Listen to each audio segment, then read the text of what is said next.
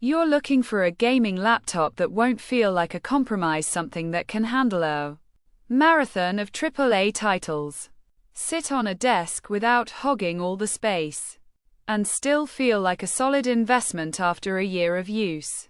Most of us have been burned by machines that brag about a 300Hz screen or a next-gen GPU, only to discover they're either too hot for a living room, drain the battery before the first level loads, or cost more than a desktop you could build for the same performance.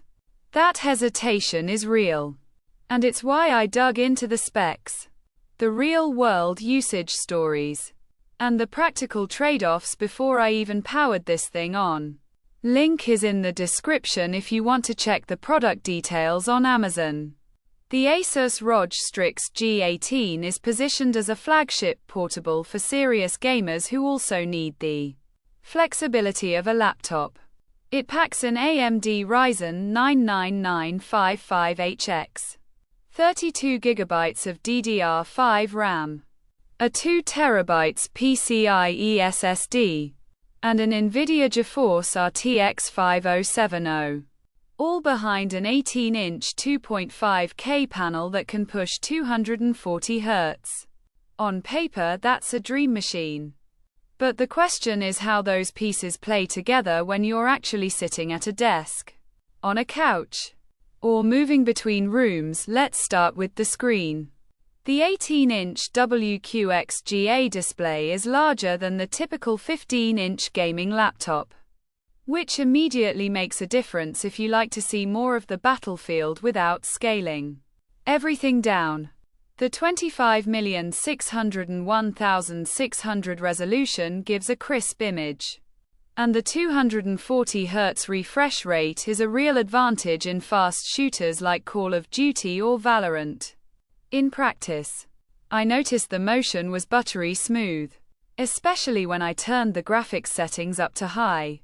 However, the panel is still a standard IPS type, not an OLED, so you won't get the deep blacks that some premium 4K panels boast.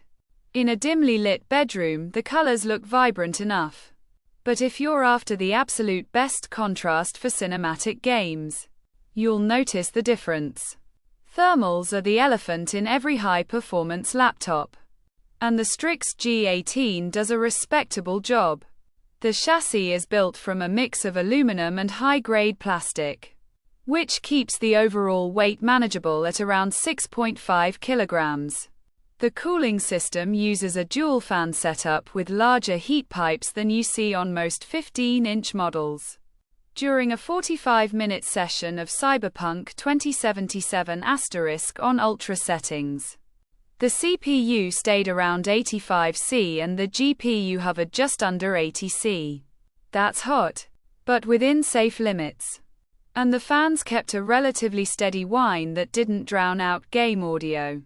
The trade-off is that the laptop can get warm to the touch on the palm rest area after prolonged play. So a cooling pad is a worthwhile accessory if you're planning marathon sessions. Battery life is another place where expectations get busted. With a 90 watt-hours battery, you might think you'd get a few hours of unplugged gaming. But the reality is more modest. I managed about an hour and a half of Fortnite at medium settings, before the charge dropped to 20%. Anything more demanding ray-traced titles?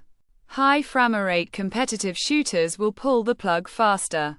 If you're looking for a machine that can double as a portable workstation for a full day away from an outlet, this isn't it. But if your primary use case is gaming at home, plugged into a wall, the battery isn't a deal breaker.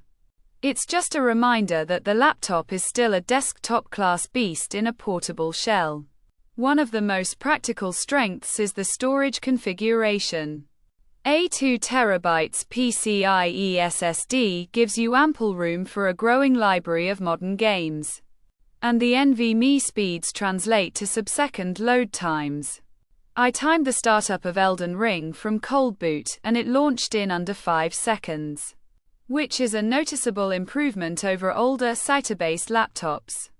The downside is that there's no secondary drive bay. So if you ever need to expand beyond 2 terabytes, you'll have to replace the existing SSD or use an external USB-C enclosure, which isn't ideal for those who like to keep everything internal. Connectivity on the G18 checks the boxes most gamers care about. You get HDMI 2.1 with full 4K at 120Hz support. So hooking the laptop up to a high refresh monitor for a desktop-like experience is painless. 2 USB 3.2 Gen 2 Type A ports handle fast peripherals. And the 3.5mm combo jack works well with gaming headsets. There's no Thunderbolt port, which could be a disappointment for people who rely on external GPUs or fast external storage via. That's standard in most real-world setups. The existing ports are sufficient, but the absence does limit future upgrade paths. Keyboard feel is something you notice immediately.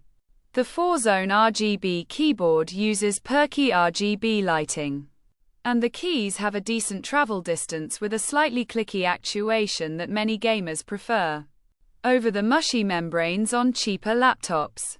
The ROG Boost mode lets you toggle a higher performance profile, which raises the clock speeds for a few minutes at the cost of higher fan noise and power draw. Useful feature when you need that extra push in a timed boss fight. So, who should